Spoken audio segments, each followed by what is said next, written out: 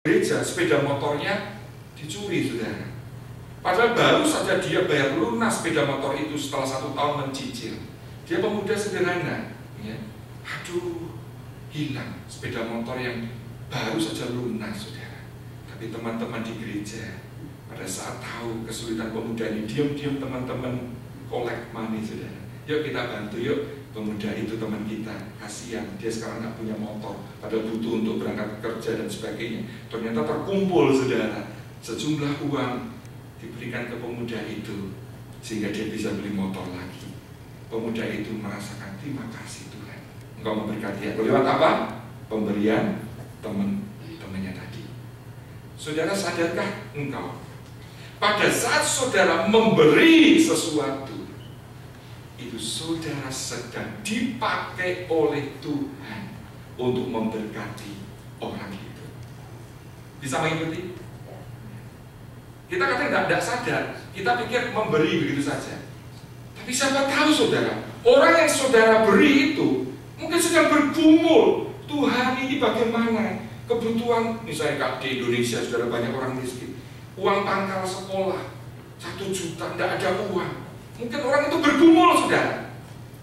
Tuhan berbicara lewat saudara, bantu orang itu, saudara kasih. Gitu. Berarti saudara apa? Sedang dipakai Tuhan untuk memberkati orang itu. Saudara ingat kisah Nabi Elia pada saat terjadi bencana kekeringan, saudara, sehingga panen gagal.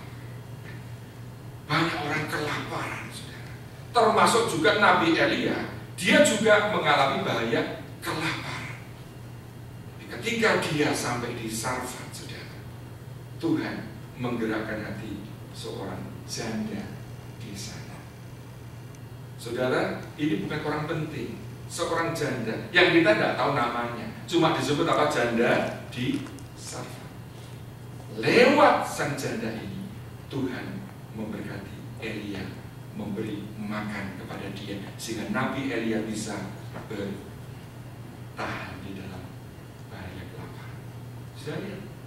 Nah, janda di Sarfat itu tanpa dia sadari dipakai Tuhan untuk menolong sang Nabi Tuhan. Saudara, itu pun yang terjadi bahkan tanpa kita sadari. Saat kita menolong seseorang, pada saat kita memberi, kita sedang dipakai untuk memberkati orang itu. Makanya ini satu privilege, saudara. Pada saat orang itu yang sedang membutuhkan menerima dari saudara, saya pasti yakin orang itu bersyukur. Orang itu akan berterima kasih. Oh Tuhan, terima kasih. Lewat misalnya saudara disebutkan, ternyata Tuhan Engkau memberkati kami. Jadi saudara, bukankah ini satu sukacita kalau kita bisa menolong seseorang, kalau kita bisa menjadi berkat bagi seseorang. Yang ketiga, kenapa lebih berbahagia? Kenapa it is more blessed to give than to receive? Karena dengan memberi, kita juga menjalankan misi dari Tuhan yang mungkin tidak kita sadari. Saudara, Alkitab itu bukan saja mencatat kisah-kisah orang besar yang namanya kita kenal, tetapi Alkitab juga mencatat, saudara, peristiwa-peristiwa besar yang dimulai dari orang-orang kecil, orang-orang yang bahkan namanya saja kita tidak tahu, saudara, tapi dicatat di dalam Alkitab karena lewat orang-orang itu ternyata orang itu melakukan misi dari Tuhan untuk satu pekerjaannya. Janda di Sarfat kita tidak tahu namanya. Di PB juga ada anak kecil, saudara, yang tidak disebutkan namanya. Hanya disebutkan ada seorang anak yang punya 5 roti dan 2 ekor ikan, saudara. Tidak tahu siapa nama anak itu, tapi anak yang kecil ini, saudara, pada saat para rasul tanya, siapa yang membawa makanan untuk bisa kita sharekan? Ternyata, saudara, yang berdiri seorang anak kecil, saudara. Itu bekal sang menyampai dari orang tuanya dibagikan, saudara. 5 roti, cuma 5 roti. Itu bukan roti-roti yang mahal, saudara. Ini roti-roti yang sederhana itu loh. Roti yang paling murah, saudara. Dengan 2 ekor ikan yang kecil, saudara. Jadi saudara jangan bayangkan ini salmon begitu ya, wah mewah begitu, rotinya seperti yang Pak Jimmy buat semalam untuk youth worship. Bukan, ini roti yang kecil yang sederhana, ikan yang kecil, tapi dia berikan. Ternyata apa yang terjadi? Tanpa sang anak ini sadari, 5 roti, 2 ikan di tangan Tuhan Yesus dimultiply sampai bisa memberi makan kenyang lebih dari 10.000 orang. Dari mana mulainya? Seorang anak kecil yang memberikan 5 roti dan 2 ikan. Saudara, pada saat kita memberi sesuatu untuk pekerjaan Tuhan, sadarkah saudara bahwa engkau sedang melakukan misi Tuhan yang mungkin kita tidak sadar, aku tidak bisa memberi banyak, aku cuma kasih $100. Tapi seperti kisah tadi saudara, no matter amount-nya berapa, kita mendukung misalnya pekerjaan penginjilan Billy Graham, kita mendukung pekerjaan Present Fellowship Ministry, $25, $50, itu di tangan Tuhan saudara bisa multiply menjadi berkat bagi banyak orang. Saya memberi satu kesaksian nyata saudara tentang seorang anak kecil juga. Saudara, rupanya kita ini orang-orang sudah besar, orang tua, perlu juga belajar dari kepolosan anak-anak kecil saudara. Saudara, satu hari Minggu, seorang gadis kecil meninggalkan ruang kelas sekolah minggu, menangis saudara. Lalu pendetanya lihat, ya, disamperin, kenapa kamu kok menangis? Dia bilang, kelasnya sudah penuh, aku tidak bisa masuk, pendeta. Oh, itu, coba yuk, digandeng saudara, anak gadis kecil ini masuk lagi ke kelas sekolah minggu, dilihat, oh, masih bisa itu tuh, sana, kamu bisa duduk di situ. Antar saudara sama pendetanya, duduk di satu spot gitu. Saudara, anak itu menjadi senang gitu, bisa ikut sekolah minggu. Nah, peristiwa itu saudara, rupanya membuat dia punya satu kerinduan. Dia tuh berdoa, Tuhan, bahwa sekolah minggu itu punya ruangan lebih besar sehingga bisa lebih banyak anak yang ikut sekolah minggu. Mulai hari itu dia berdoa. 2 tahun kemudian karena sakit, anak ini meninggal. Sang mama lalu minta sang pendeta yang 2 tahun sebelumnya menjumpai dan sejak itu menjadi teman anak gadisnya ini, minta supaya pendetanya melayani penguburan. Saudara, saat jasad anak ini diangkat, ranjangnya diberesin, ternyata ada dompet, saudara. Dompet yang tentu sederhana sekali. Ketika dompet itu dibuka, ada uang, saudara. Jumlahnya 57 sen. 57 bukan dolar, sen. Lalu ada gulungan kertas.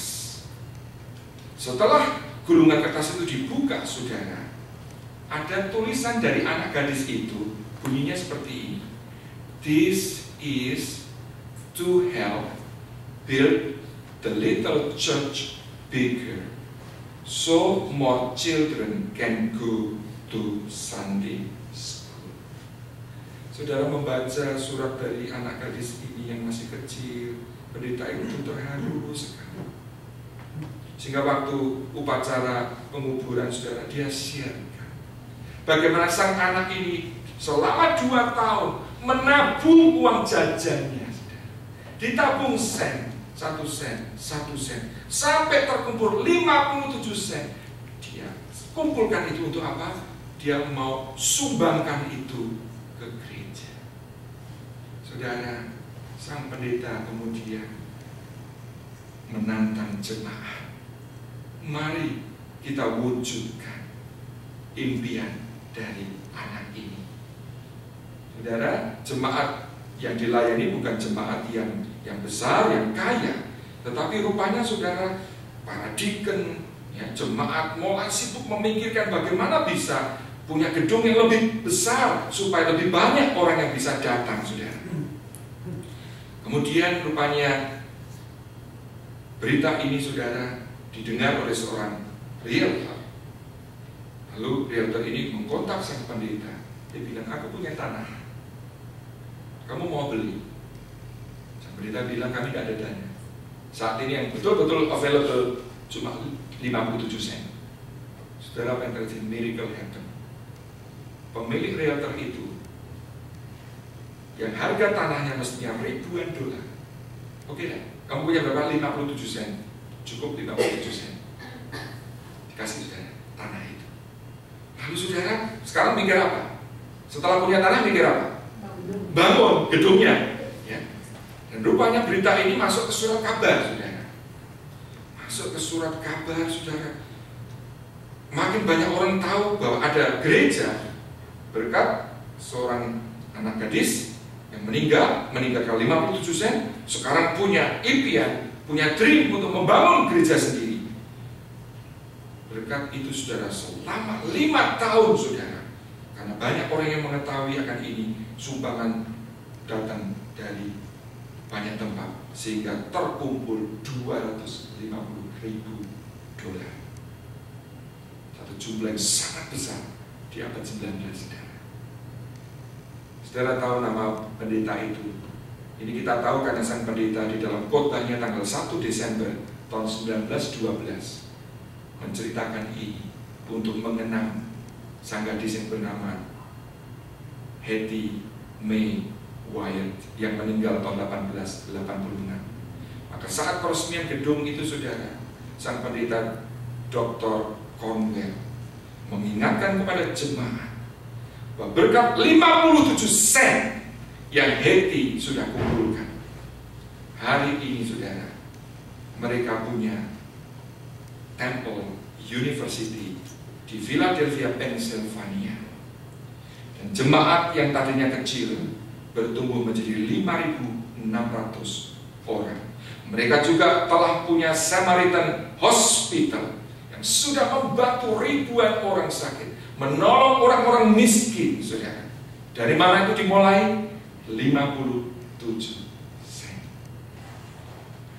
Lalu pendeta Cornwell berlanjut, if God can do that with 57 cents, think what he can do with $5.70, with $57, with $570, and even $5,700. Intinya apa saudara? Saudara, pada saat kita digerakkan untuk memberi, jangan menahan. Siapa tahu kita sedang dipakai Tuhan seperti gadis tadi.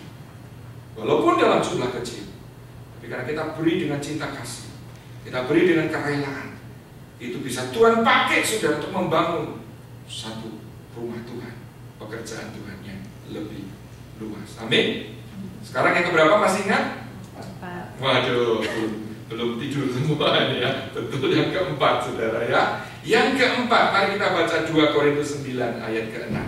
2 Korintus 9 ayat ke-6.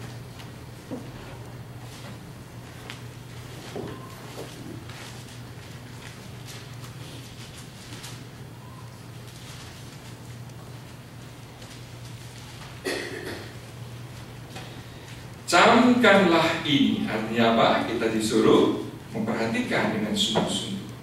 Orang yang menabur sedikit akan menuai sedikit juga. Dan orang yang menabur banyak akan menuai banyak juga. Saudara, ternyata memberi itu seperti orang apa? Menabur. Semakin banyak benih-benih yang kita tabur, semakin banyak buah yang kita petik, yang kita harvest. Nah, ini juga yang seringkali orang tidak sadari. Dan ternyata memberi itu seperti menabur benih. Sehingga apa? Orang yang menabur sedikit akan menuai sedikit juga. Saya kemarin bilang, berpesan kepada saudara, sama Tuhan itu jangan perhitungan. Waktu saya main di Indonesia, saudara, memang perpuluhan itu masuk gitu. Jadi ada nomor anggota, ya, 1 perpuluhan berapa itu ada. Kita tidak tahu namanya, tapi itu terekam. Ya. Nah, kadang itu saya sedih lihat buletin itu, saudara. Si A misalnya